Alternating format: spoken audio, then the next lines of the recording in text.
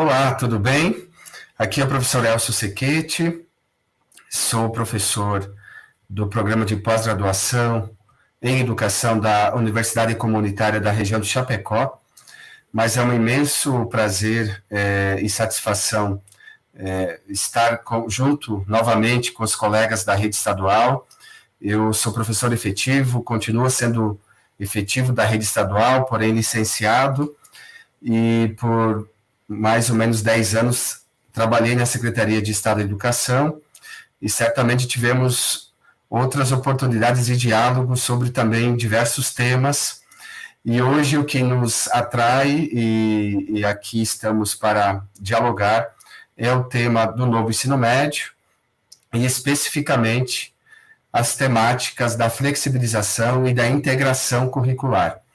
Então, o objetivo dessa apresentação, desse diálogo, é que nós possamos compreender como, nos últimos tempos, essa discussão da integração, da flexibilização do currículo foi sendo travada, sendo incorporada na normatização educacional e, paulatinamente, também incorporada no currículo ou nos currículos, de modo que a partir da reforma do novo ensino médio, esse tema ou esses temas eles estruturam esse movimento do currículo e o nosso objetivo, enfim, é trazer isso à tona, apontar possibilidades, mas também historicizar esse movimento e, de algum modo, apontar caminhos de concretização, de implementação, de possibilidades concretas para que essa integração,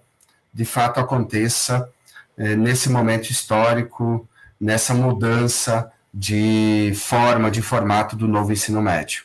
Tá bem? Eu vou partilhar tela para poder também seguir um raciocínio e para que vocês também consigam acompanhar visualmente também alguns argumentos. E antes disso, em termos aqui de tentativa de incluir a todos, não é? Eu agradeço os intérpretes que aqui estão comigo nessa exposição e aos que não conseguem ver, eu faço uma breve autodescrição. Então, eu sou um homem de meia idade, cabelo curto, começando a ficar grisalho, uso óculos de armação preta, tenho pele branca, visto uma camisa escura e estou posicionado num escritório cujo fundo, a parede é branca e tem alguns objetos decorativos de viagens, souvenirs, decorando esse fundo branco. Então, nós passamos agora a dialogar sobre o tema. Vamos aqui projetar a tela e já aqui colocar em modo de tela cheia. Muito bem. Então, aqui está o nosso título, já anunciado, de flexibilização e integração curricular. E o nosso ponto de partida é justamente a primeira versão da proposta curricular de Santa Catarina, editada, publicada lá em 91. Isso é importante para demonstrar o quanto esse tema ele é histórico, é uma demanda, portanto, de longa data, é um anseio que tem um acúmulo, né, de muitas discussões prévias e é importante trazer esses fios da história para compreender as finalidades e a propositura que se tem nesse momento ao discutir flexibilização e integração curricular. Na nossa, então, proposta de Santa Catarina, na página 73, o Mário Brinhosa escreveu um texto que é uma página e do qual aqui eu trago pequenos recortes para contextualizar, então, essa demanda. São palavras mais do Brinhosa do que minhas nesses 3 primeiros slides, porque ela demarca muito bem o ponto inicial dessa conversa. Ele diz o seguinte: historicamente, a divisão social do trabalho levou à especialização do conhecimento científico. E, de fato, isso ocorreu muito em certas culturas, sobretudo as europeias, ou de base ocidental, e se expandiu depois de maneira mais universalizada no século XIX, XX, sobretudo, em que ocorre todo um processo tanto de especialização do trabalho e, ao mesmo tempo, do conhecimento. E aí justifica-se a expressão da segunda frase que o Mário Brignosa aqui usa, que na medida que o trabalho foi sendo expropriado do domínio, ou melhor, que o próprio trabalhador foi expropriado do domínio de todo o processo de produção, o conhecimento também se compartimentalizou. Ou seja, no modo ou sistema de produção usado pós-revolução industrial, sobretudo, nós temos um trabalhador, em geral, das fábricas, que faz apenas uma parte de um processo mais amplo de produção, e aí dá para a gente sempre rememorar aquele filme do Charlie Chaplin, Tempos Modernos, que mostra muito bem o quanto esse trabalho, de maneira crítica e satírica, ele coloca em pauta no filme, esse trabalho se tornou expropriado de sentido e sem finalidade. Então, isso também ocorre em termos de conhecimento, e, paulatinamente, as propostas educacionais e também as próprias universidades, os locais de produção do conhecimento, trabalharam mais ou menos nessa esteira de produção, fragmentando os processos e fatiando o saber. E, em nosso caso, sobretudo também nos anos 70 em diante, já em período de ditadura militar, onde temos uma tendência muito tecnicista sendo adotada no processo de ensino-aprendizagem, ou melhor, muito de ensino, nem sempre de aprendizagem, nós temos um mecanismo muito próprio desse sistema maior, empregado em escala maior, mais ampla, de fragmentação do próprio currículo, cujos impactos ainda estão presentes nos dias atuais. Então, de algum modo, o próprio currículo escolar, fragmentado em tempos e dividido por disciplinas, dá mais ou menos a mesma ideia, a mesma lógica da fábrica. Como se o estudante fosse um objeto que vai sendo montado, recebendo em cada aula de 45 minutos um pedacinho, uma composição, e ele, numa manhã, né, os professores passam, e esse estudante recebe diferentes pacotinhos de saberes, e o que ele vai fazer com isso, e como é que ele vai integrar, é um problema dele, né? Não é um problema da escola, não é um problema do sistema educativo. Então, mais ou menos isso se reflete muito bem nessa época, e ainda é possível visualizar muito bem nos dias atuais. Então, dizia o Mário Brignosa, na proposta de 91, que urge problematizar as formas de alienação que este modo de trabalho, ou este modo de trabalhar, e também esse modo de ensinar os conhecimentos produziu. Então, essa fragmentação, que leva muitas vezes a uma abstração, um conhecimento pronto, descontextualizado, genérico, abstrato, e que é reproduzido ano a ano, de escola para escola, né? Enfim, num processo cíclico de repetição. E o alerta que a proposta, então, de 91 já dava de que é fundamental garantir a apropriação do saber científico pelos estudantes como forma de superar o saber a nível de senso comum. há uma crítica aqui tremenda de que, apesar de os estudantes frequentarem a escola, muitas vezes eles não aprendem de fato.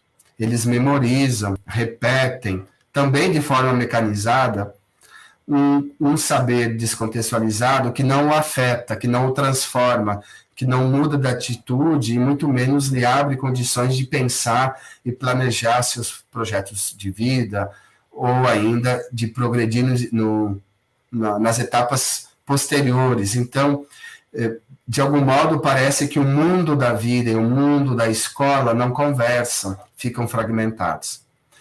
Daí que a interdisciplinaridade entra como uma das possibilidades para retomar o processo de totalidade do conhecimento. Interligar, fazer sentido, um saber que dialoga e que se demonstre interligado junto aos demais.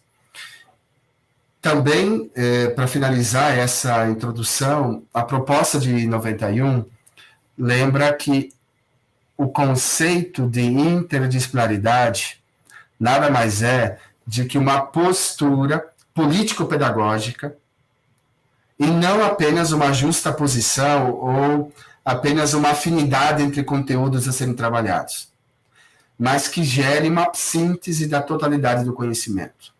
Essa postura implica, ou seja, uma transformação também nos modos, nas posturas de quem planeja uma aula, de quem ministra uma aula, de modo que se construa um pensar interdisciplinar. Não é, como o próprio texto diz, o que você está trabalhando lá que eu vou trabalhar aqui. Não é apenas isso. Não é uma justa posição. Não é apenas achar um tema comum e fatiar o que cada um vai fazer. Então, há uma integração, uma totalidade a ser recuperada. E por isso que a interdisciplinaridade, ela acarreta a mudança de concepções e de práticas, e certamente é um contraponto à compartimentação dos saberes, dos conhecimentos, tal como tivemos no passado e ainda enfrentamos na atualidade. Para finalizar esse texto da proposta, é importante, então, perceber que os saberes de sala de aula estão diretamente ligados ao mundo social. Não há conhecimento 100% abstrato, porque os saberes têm vinculação com a vida e com o mundo social no qual também são produzidos. Então, cada conteúdo, ele também não se explica por si só, porque ele está interligado a todos os demais conhecimentos. Não há um conceito isolado, não há um problema que seja resolvido com apenas uma área, apenas um saber. Então, perceber que os saberes possuem sempre uma dimensão histórica, política, social, cultural, econômica, ideológica, é tão quanto importante do aprender em si, né? Então, esse conhecimento não cai pronto, não cai de paraquedas, porque ele tem uma dimensão, ou várias dimensões, para serem exploradas. E que mostra, geralmente, dá condições de os estudantes perceberem todo o processo histórico de constituição de um saber que, ora, temos talvez pronto na internet, pronto no livro didático. Há muita coisa por detrás. E é mudando a maneira também de tratar os saberes que isso é possível de concretizar na prática em sala de aula. Isso vai ficando mais evidente, aí está, só para retomar, porque talvez poucas pessoas tenham esse documento, ou lembrem desse documento, tiveram contato com essa proposta. Essa é a capa dessa proposta de 91, e esse texto do Brignosi encerra dizendo: portanto, há que se romper com as práticas individualizadas e buscar a produção coletiva de repartir, contribuir e refazer constantemente. É bem pertinente isso, é ao mesmo tempo uma crítica e uma proposição. A crítica está de que o fazer pedagógico, o ser escola, o atuar como docente não é um processo individual, não é uma ação isolada, e que os processos pedagógicos são muito mais coletivos. Até porque o aluno não é meu, a sala de aula não é minha, a escola não é minha. Então, nós temos um certo individualismo, até na linguagem, ao nos referirmos ao trabalho pedagógico. Nós temos, os alunos são nossos, a escola é da comunidade, a aula não é de minha responsabilidade conduzi-la, mas ela não é feita para mim, é para os demais, é para os estudantes. Então, há um senso público e uma concepção coletiva que precisa também ser resgatada, porque a divisão do trabalho e a compartimentalização do saber levou a isso, de que cada um faz. Aquela expressão que a gente já ouviu muitas vezes, de que eu fecho a porta da minha aula e faço o que eu quero, mostra muito bem o equívoco de que a escola tem um projeto, de que há um currículo que é tematizado de maneira social e coletiva, e que eu estou ali com uma certa autonomia, mas não é uma autonomia absoluta, porque tem muitos elementos a considerar. Então, o trabalho, como diz uma expressão popular aí, de que um professor, assim como uma banda, né, o trabalho dele não é solo, ele precisa de vários componentes, né? Então, o sucesso de uma aula, ou o sucesso de um trabalho pedagógico é tocar em banda, né? Não é fazer show sozinho, em solo, porque não é essa a nossa natureza. Pois bem, dando um salto no tempo, a proposta curricular lá de 98, que tem 3 cadernos, mas o caderno que trata da formação docente, na página 78, trata também dessa problemática da fragmentação do conhecimento. E ela recupera aquilo que já se dizia quase uma década antes, de que apesar dos discursos pedagógicos inovadores, a fragmentação do conhecimento do trabalho escolar continuam sendo o padrão dominante. A superação dessa situação exige compromisso, predisposição e discussão de nossas práticas, através de grupos, estudos, encontros sistemáticos. Pois bem, passaram mais de 20 anos e parece que esse texto continua sendo muito atual. A fragmentação do saber permanece, é um padrão dominante, apesar dos discursos, das promessas, dos textos normativos que já empurram para um passo adiante.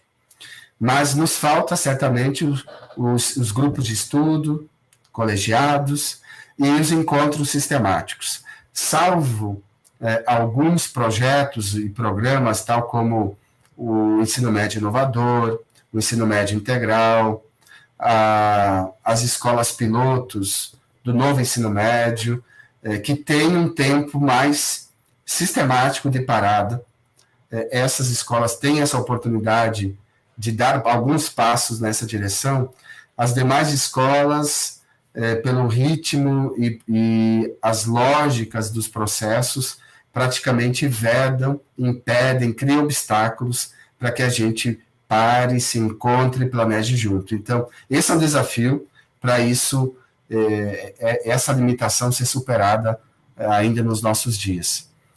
Bom, aí nós podemos perceber que de 98 para 2010, estou dando um salto aqui, nós estamos chegando nas diretrizes curriculares nacionais gerais para a educação básica. É o documento que está em vigor, já com uma década de duração, e no artigo 13, no capítulo que trata das formas de organização curricular, as diretrizes assim se manifestam. E agora tem um conceito interessante, um conceito cunhado a partir dessa década, a partir dos anos 2000, que é de percurso formativo. Então, a ideia de que o estudante percorre um currículo, a ideia de currículo também leva a percurso, e nesse percurso ele vai sendo formado, marcado, constituído, enfim, formado. Então, essa organização do percurso formativo, e isso requer trilha, currículo, dias letivos, planejamento, enfim, requer uma série de organizações, deve ser construída em função das peculiaridades do meio e das características, interesses e necessidades dos estudantes. Então, tem algo novo sendo dito aqui, que é muito uma afronta àquele tecnicismo dos anos 70, 80, ainda 90, de que a aula estava pronta, tinha que ser transmitida, independente de quem sejam meus alunos. Se eles mudam de ano para ano, se eles são diferentes, se eu atuo em escolas diferentes, não importa, eu vou dar a mesma aula, eu vou dar o mesmo conteúdo, eles não aprendem porque não querem, entende? Era um processo muito desconectado da vida dos estudantes. Então, as DCNs estão chamando atenção, primeiro, que o estudante tem um percurso, que ele tem identidades e características, e que os conhecimentos curriculares obrigatórios e também outros possíveis precisam dialogar com essa realidade e podem ser flexíveis e variáveis conforme cada projeto escolar. Então, me lembro bem que no início dos anos 2000, eu já estava atuando nas escolas de ensino médio. Nós tivemos uma fase, uma organização do ensino médio em fases, e tínhamos aí alguns componentes diversos, eletivos, que cada região, cada escola podia escolher como projetos optativos, enfim. Então, já havia, antes das DCNs, uma tentativa de criar uma lógica que melhor atendesse e respondesse às demandas locais. As DCNs dizem isso novamente. E dizem mais. As DCNs dizem que a escolha da abordagem didático-pedagógica, seja ela disciplinar, pluridisciplinar, interdisciplinar ou transdisciplinar, pela escola ou pelo sistema de ensino, deve subsidiar aí a organização de matrizes curriculares que também podem se pautar em eixos temáticos ou até em redes de aprendizagem. Nem a LDB, nem as diretrizes dizem, obrigam que as escolas trabalhem por disciplina, por ano letivo. Ou seja, nós temos uma liberdade de escolha. Mas, por conta de uma tradição, talvez até pela facilidade de organizar os processos, contratar docente, se mantém a lógica disciplinar, e ela é quase universalizada em nossos contextos, mas ela é apenas uma possibilidade. Poderia ser diferente. Poderíamos trabalhar por eixos temáticos, poderíamos trabalhar em redes, e as TCNs deixam isso muito evidente. Poderíamos trabalhar de maneira transdisciplinar, enfim. Então, aqui já temos, só para frisar, uma ênfase de que os currículos devem dialogar melhor com a realidade, com as gerações atuais dos estudantes, e as escolhas didático-pedagógicas precisam levar em conta isso. São escolhas, não é determinado que as coisas deveriam ser organizadas dessa maneira ou de outra.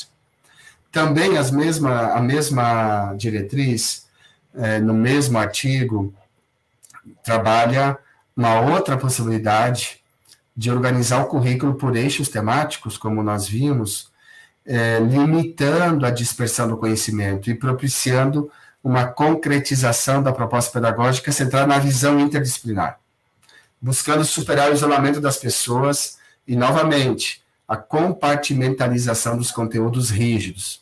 Percebem?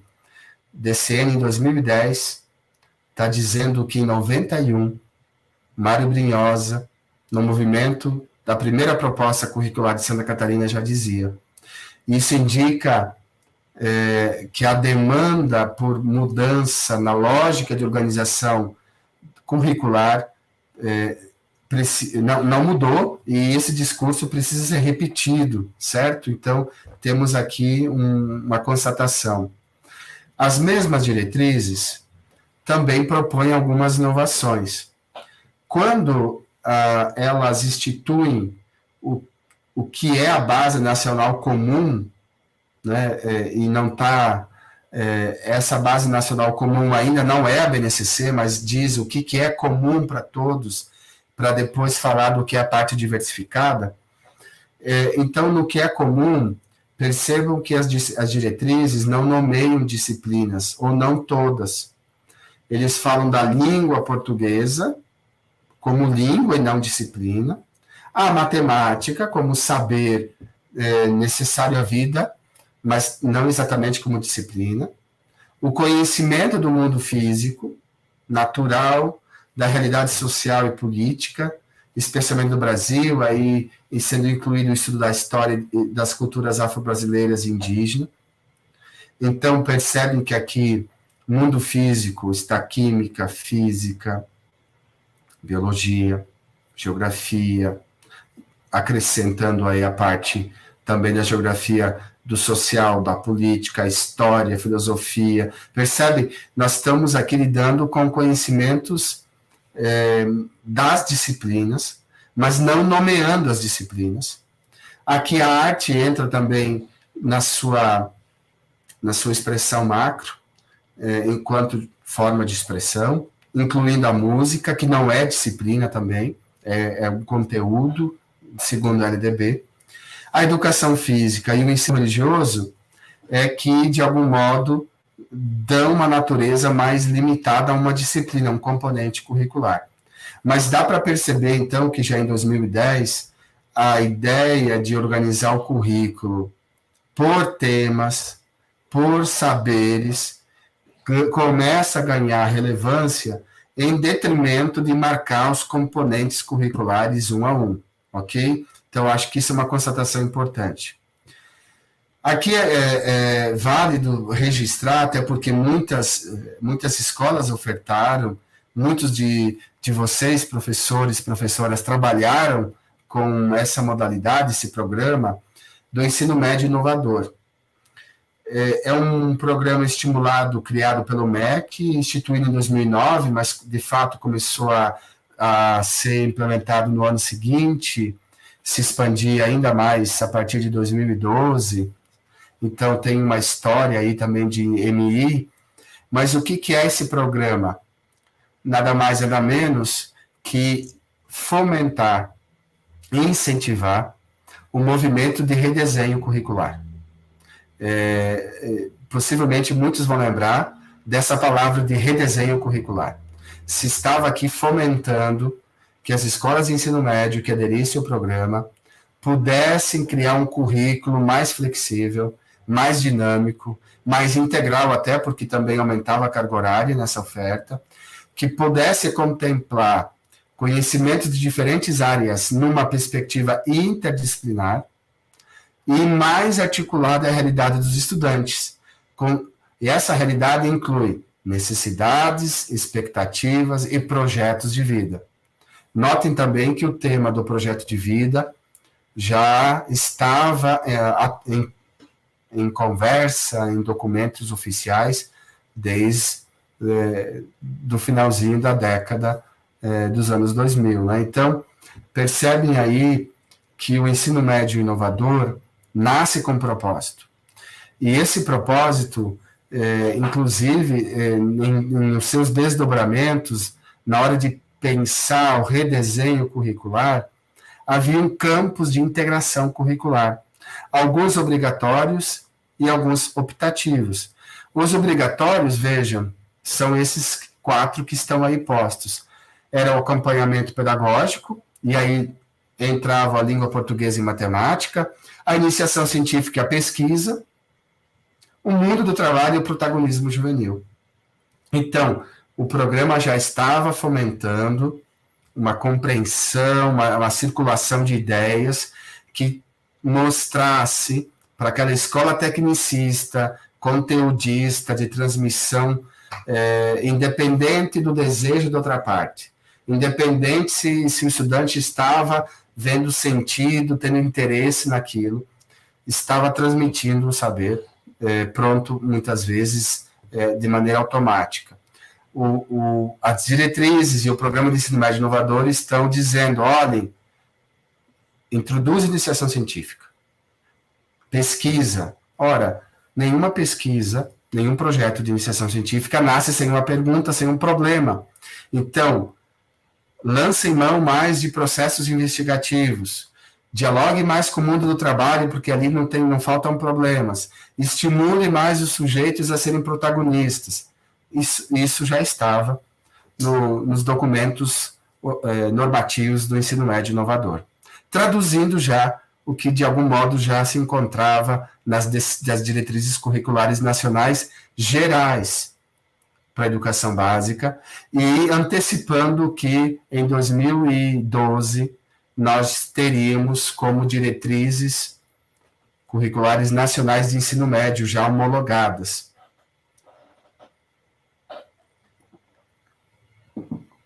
Então, e aqui já dou mais um salto, já chego nessas diretrizes, recortando novamente para marcar que lá no artigo 8, as diretrizes são diretas. O currículo é organizado em áreas de conhecimento, a saber.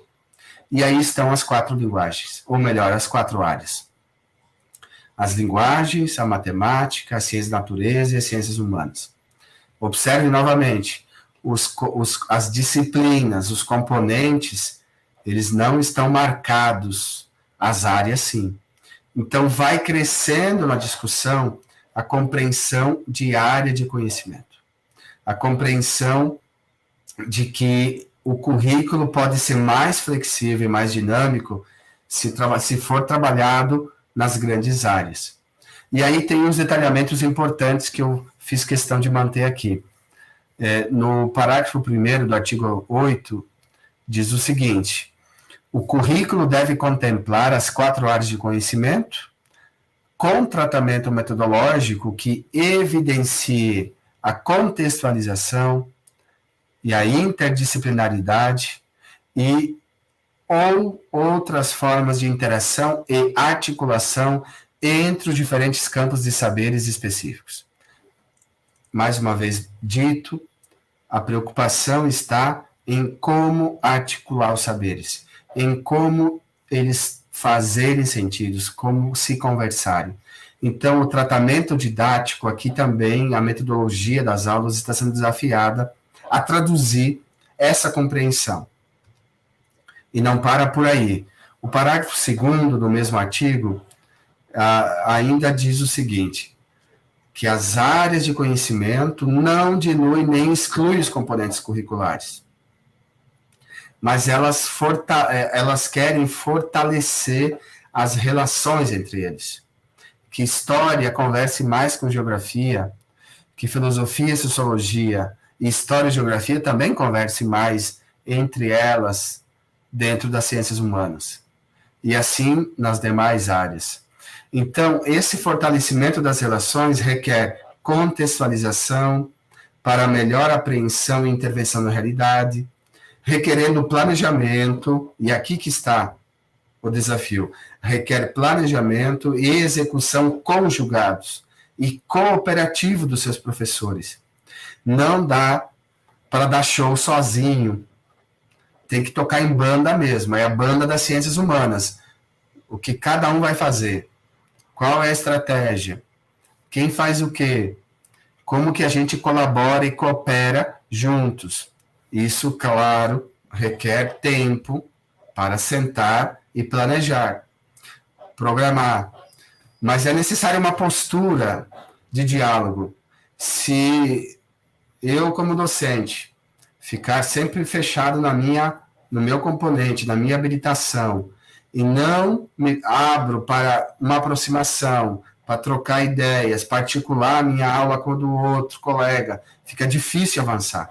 Então, são questões que passam desde a organização do sistema até a questão profissional, individual, de como cada um se dispõe a colaborar e também a planejar de maneira conjugada. Então, as diretrizes em 2012 estão enfatizando isso muito bem. Dando mais um salto, chegamos na atualização da proposta curricular de Santa Catarina de 2014. Certamente muitos de vocês também participaram desse movimento, seja na escola, seja no grupo de trabalho, nos grupos, né, nos representantes das escolas que estiveram nos seminários.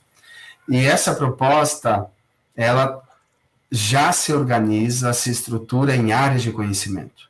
Mas antes de chegar lá, ela também introduz, e na página 43, ela assumindo, né, o percurso formativo, assumindo essa lógica que o currículo de fato está para o estudante, e esse estudante é que tem direito a um percurso formativo como uma unidade, não como um Frankenstein.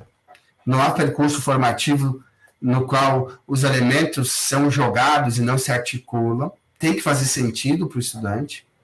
Então, a proposta curricular em 2014, nós, porque eu estava lá também, junto com outros tantos colegas, afirmamos que é necessário, ou era necessário, repensar tempos, espaços e formas de aprendizagem como uma alternativa para superar os atuais limites impostos pelos componentes curriculares no ambiente escolar. Não se estava pensando em excluir as disciplinas e os componentes, mas sim os limites que há nas fronteiras entre eles. E isso, a proposta, então, estava já sinalizando e incentivando a partir de 2014. Não era só isso. Na página 44, ela diz, foi dito, né, no coletivo está dito o seguinte: é possível repensar o currículo, organizando-o por áreas, formulando conceitos fundamentais e assumindo o planejamento e posturas de trabalho docente coletivo, na perspectiva da totalidade, estabelecendo a articulação entre os saberes e fazeres dos sujeitos e os conhecimentos científicos. Creio que essa frase é muito fundamental e traduz muito bem uma das essências dessa proposta. Repensar o currículo, organizar por área, mudar a postura do trabalho docente, para que seja menos individual, mais coletivo, superando a fragmentação do saber, articulando não só os saberes, mas também os sujeitos e os conhecimentos científicos. Ninguém aprende aquilo que não tem a mínima noção, um conhecimento prévio sobre o que está sendo aprendido. Então, essa articulação entre o que já se sabe e o que não se sabe, entre aquilo que acontece no meu cotidiano e aquilo que se quer que o estudante aprenda em nível de saber científico, requer sempre mediação e articulação. Seguindo, a proposta de 2014, agora já na página 93, ao introduzir as áreas, diz que ela aceita e utiliza a organização disciplinar. Tá escrito isso. Mas compreende que a divisão disciplinar é incapaz de dar conta da problemática social e do cotidiano da sala de aula. Ou seja, reconhece que há limites e que as problemáticas sociais são mais complexas e requerem trabalho coletivo dos componentes para elucidá-las. Por isso, a proposta de 2014 agrupou as disciplinas em 4 áreas de conhecimento, como um exercício inicial para uma formação integral num percurso formativo menos fragmentado.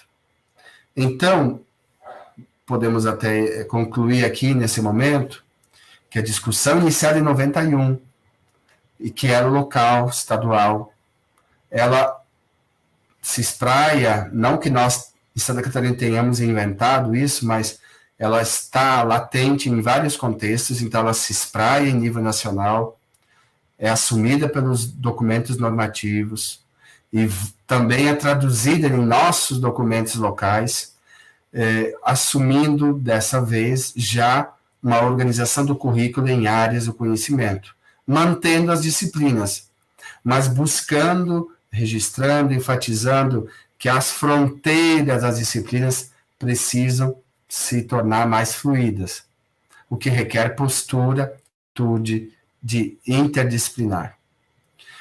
Pois bem, aqui nós já vamos chegando a mais um salto, né, a mais um movimento que é nacional e também local, estadual, que é a produção decorrente da BNCC, sintetizada no currículo base do ensino médio do território catarinense.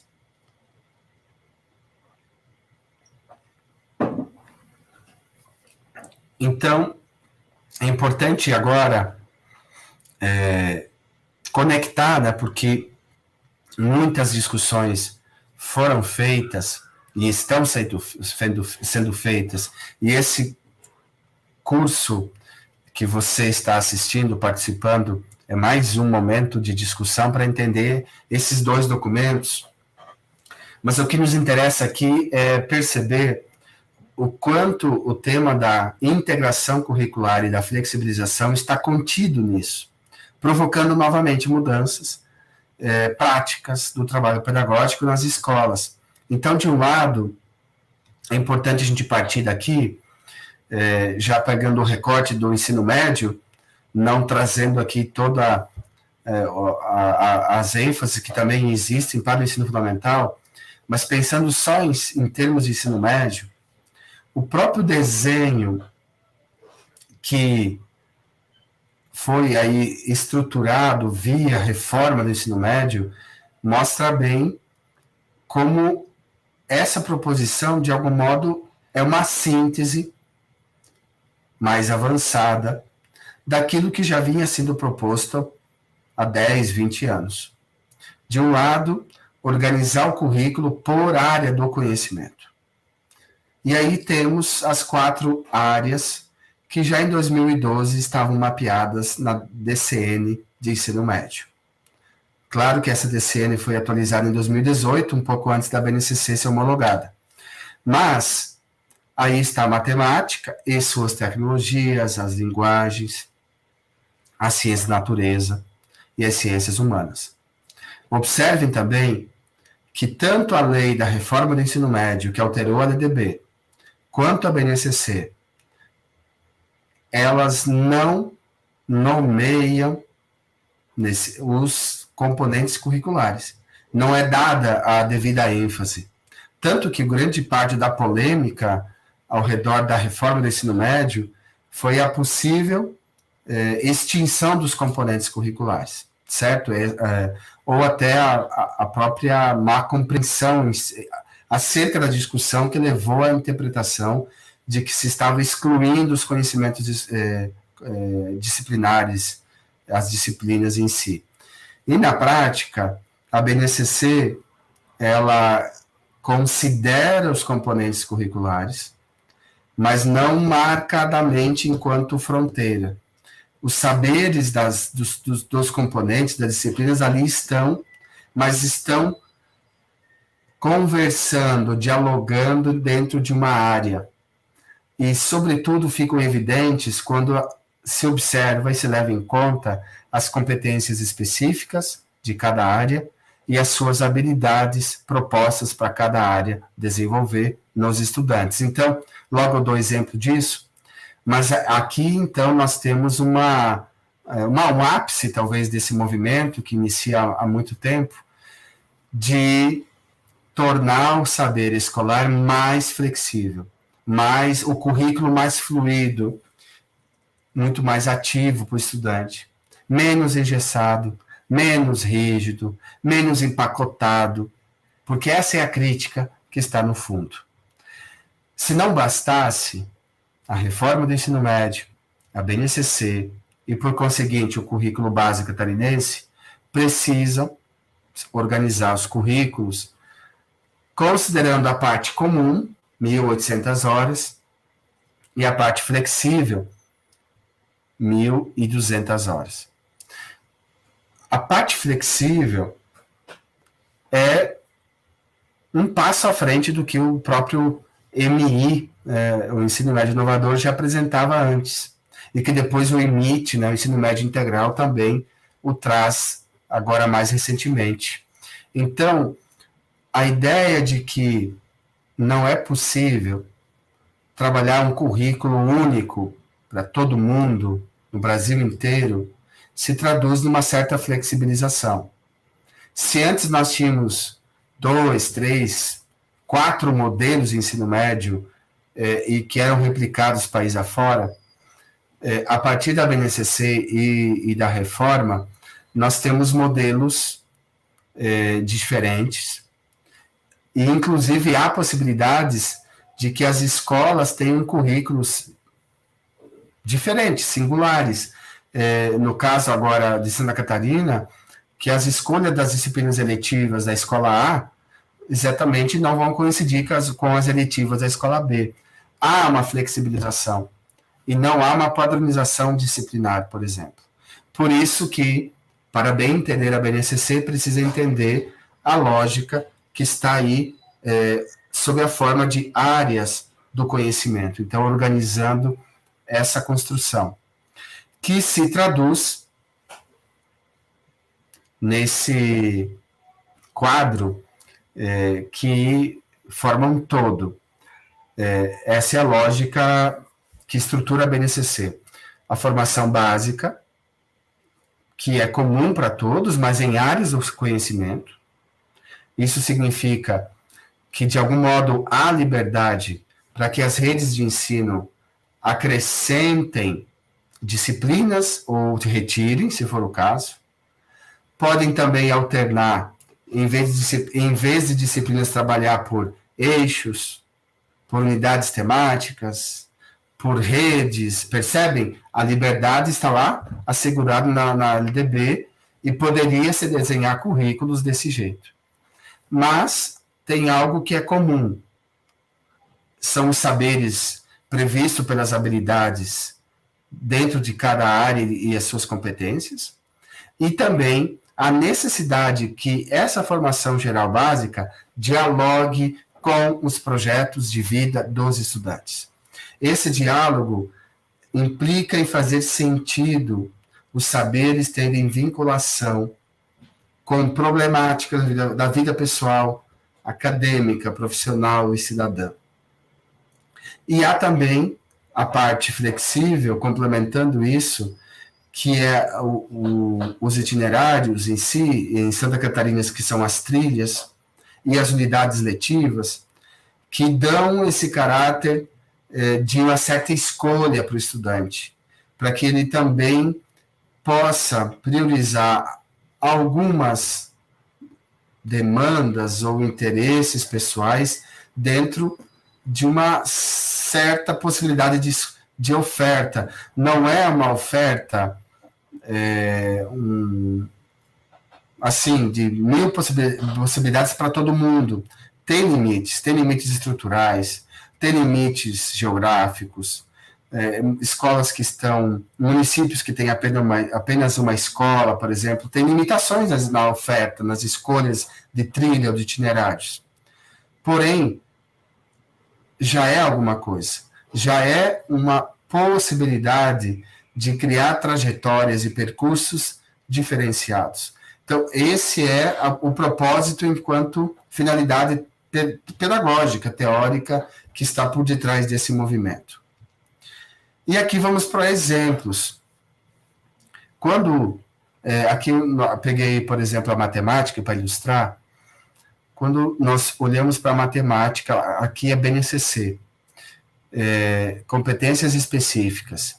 Então, quando eu tomo a competência específica de matemática, aqui se tem o escopo, um recorte do que se quer que o aluno, o estudante, aprenda, desenvolva no ensino médio em matemática. Então, são várias competências específicas, e uma delas é essa aí, utilizar estratégias, conceitos e procedimentos matemáticos para interpretar situações de diversos contextos. E aí vai. Bom, para dar conta disso, para utilizar estratégia, conceitos e procedimentos matemáticos, o estudante precisa aprender uma série de coisas. E aí vem as habilidades. Aqui são as habilidades propostas para matemática, para dar conta da competência específica 1. Então, observem ainda que a BNCC e o currículo base vai nessa direção, ela não fixa qual habilidade é para o primeiro ano, para o segundo ou para o terceiro.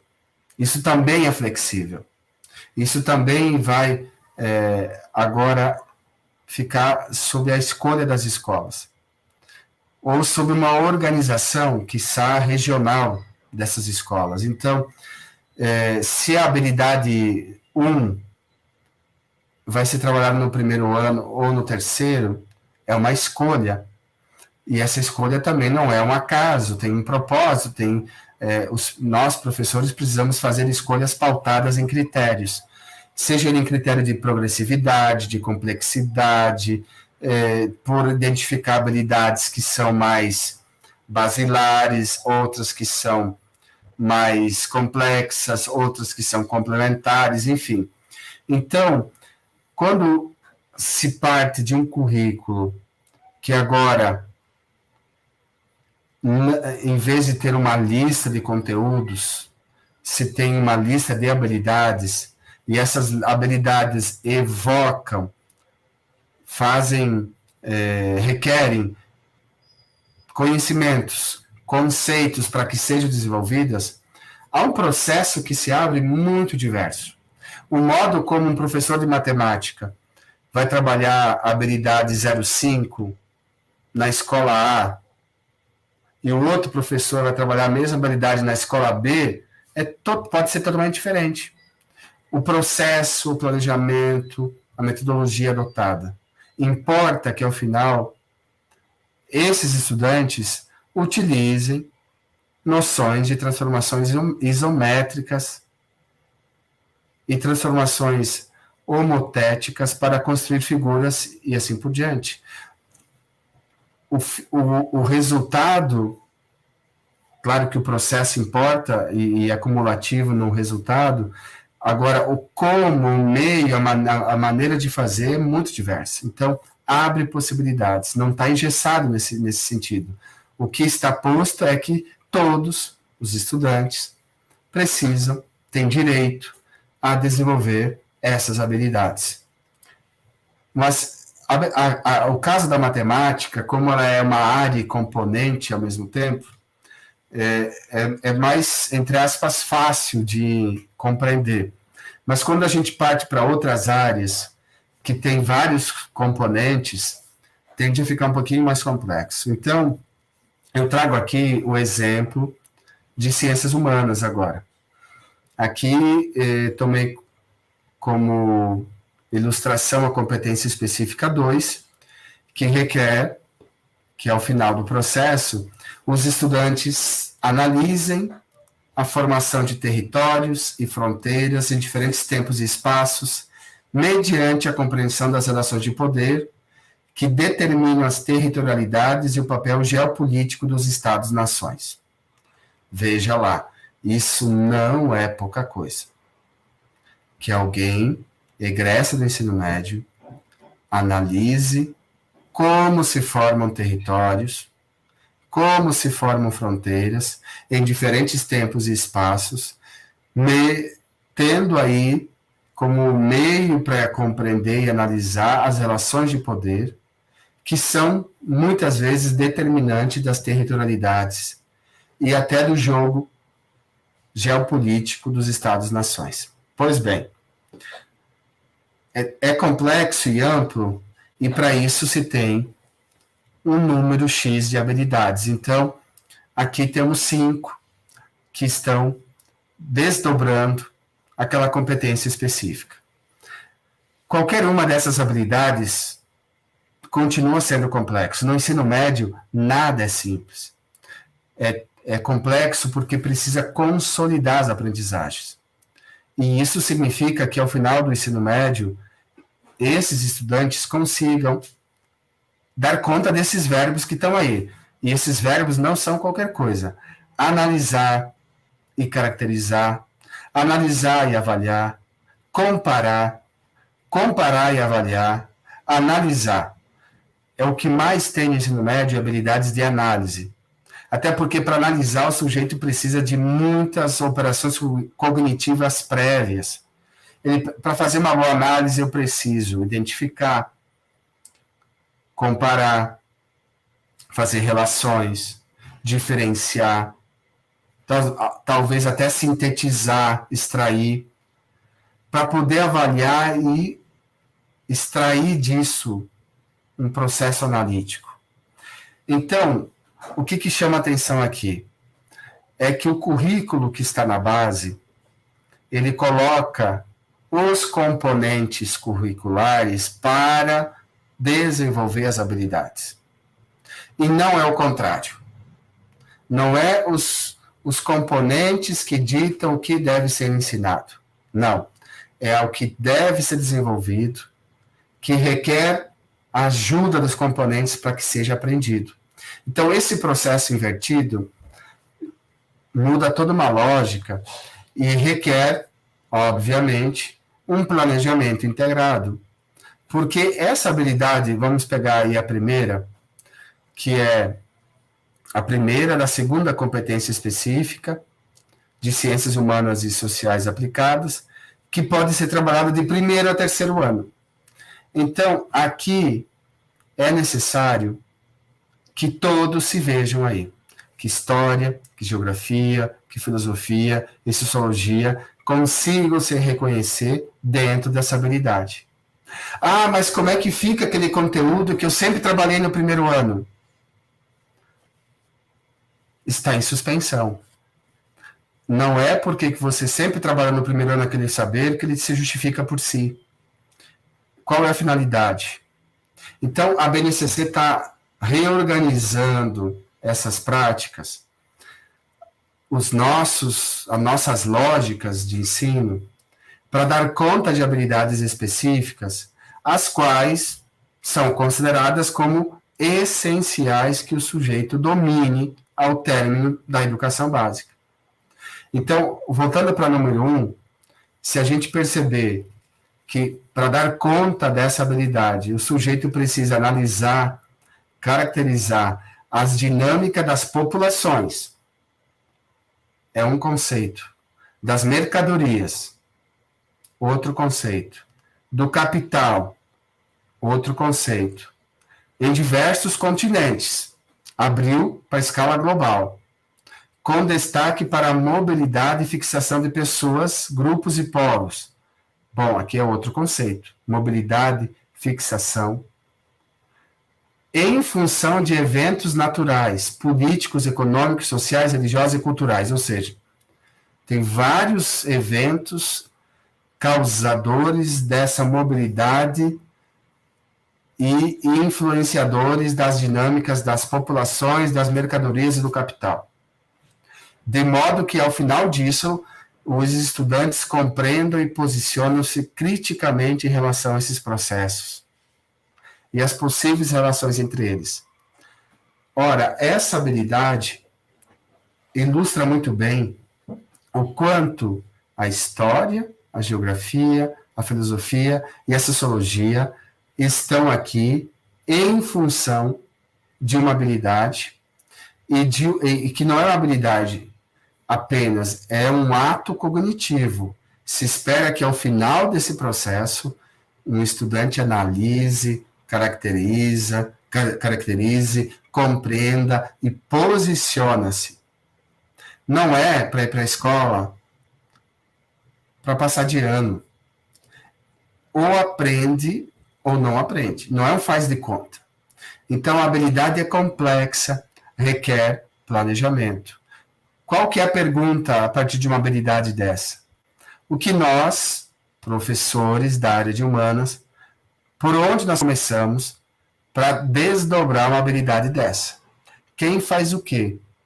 Qual é a trilha de aprendizagem que nós vamos listar aqui? Quem começa? Quem dá sequência? Quem segue? Quem retoma? Quem faz o texto? Quem vai fazer isso?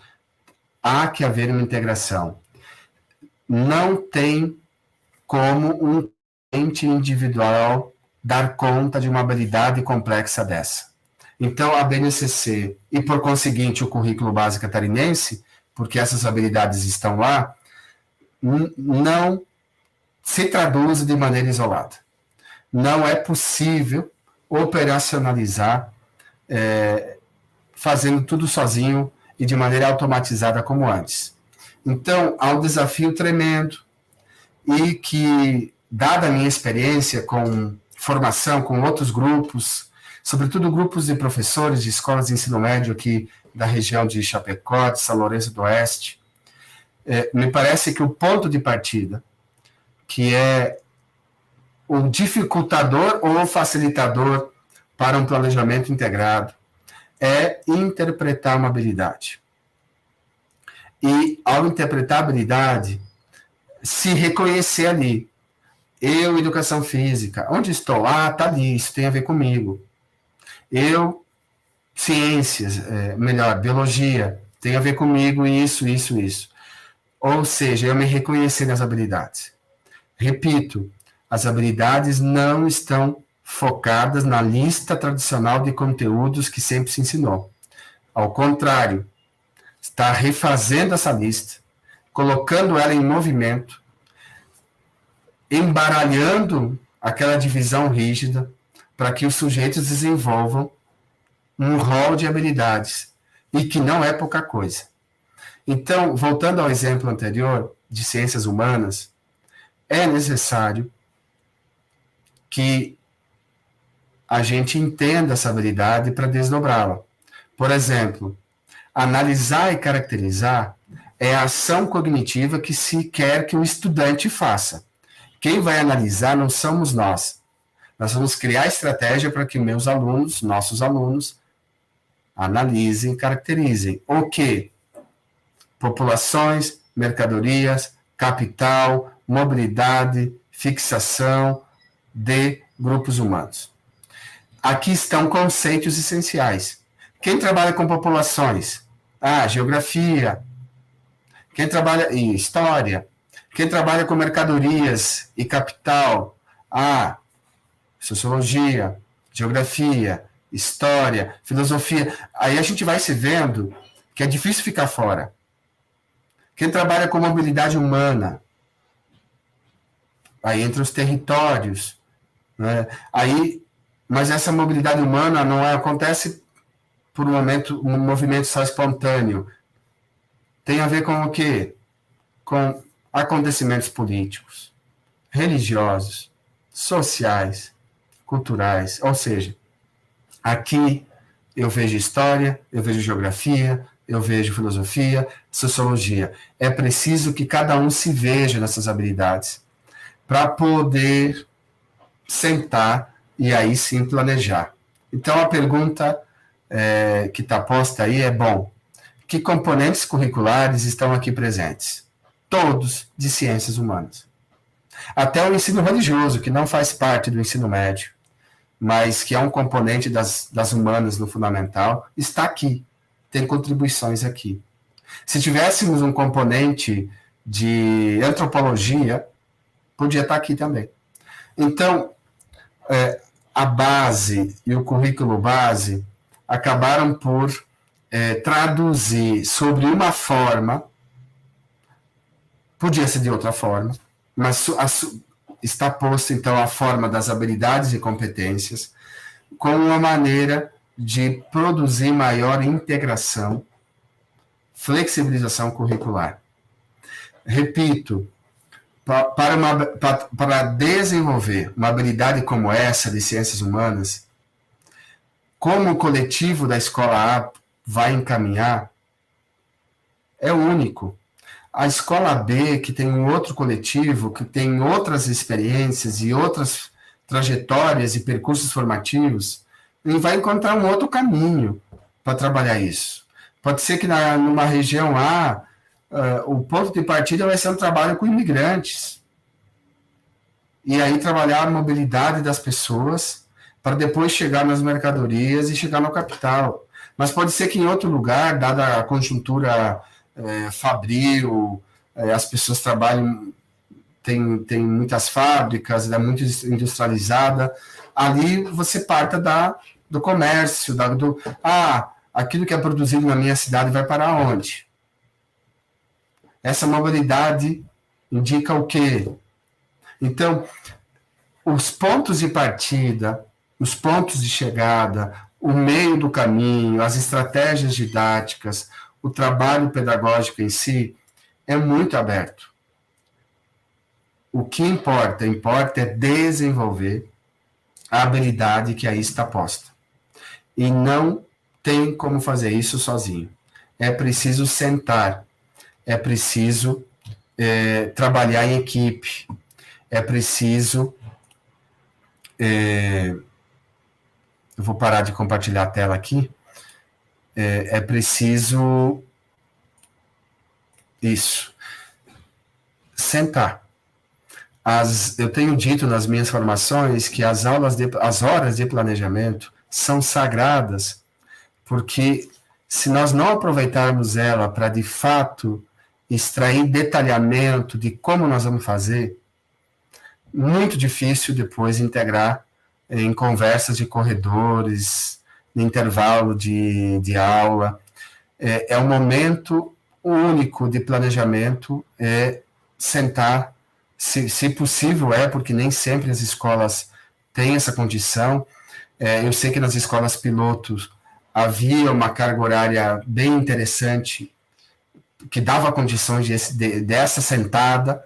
Eu sei que no ensino médio inovador, o projeto começou com mais tempo, depois foi perdendo um pouco esse planejamento, até porque alguns grupos demonstravam que não faziam uso qualitativo disso, né? Então também foi perdendo ao longo do tempo, mas a meta e talvez a ênfase seja que a gente garantir sempre mais horas de planejamento, para que esse movimento de integração, de flexibilização, de interdisciplinaridade se concretize no dia a dia da escola. E que não só nós ganhamos com isso, porque é sempre ótimo somar com o meu colega do lado, é sempre bom partilhar a responsabilidade, inclusive na hora de avaliar. Eu não, nessa ótica integrada, não preciso fazer avaliação individual na minha disciplina e você faz na sua. Nós podemos criar instrumentos comuns e corrigi-los de maneira também partilhada e validar nos diários de maneira partilhada. Enfim, nós temos aí vários benefícios, mas não tenha dúvida que o grande beneficiado será o estudante. É esse estudante que precisa conectar os saberes. Quando uma situação na vida lhe aparecer, quando um desafio for trazido lá no seu trabalho, ou lá na sua universidade, na sua continuidade dos estudos, ele precisa mobilizar diferentes saberes para achar uma solução.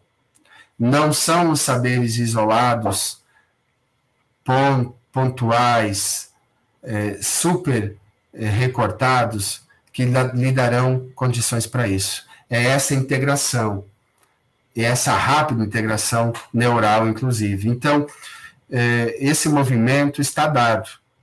É desafio? Sem dúvida. Temos muito que aprender? Sem dúvida. Temos muito que estudar? Sem dúvida.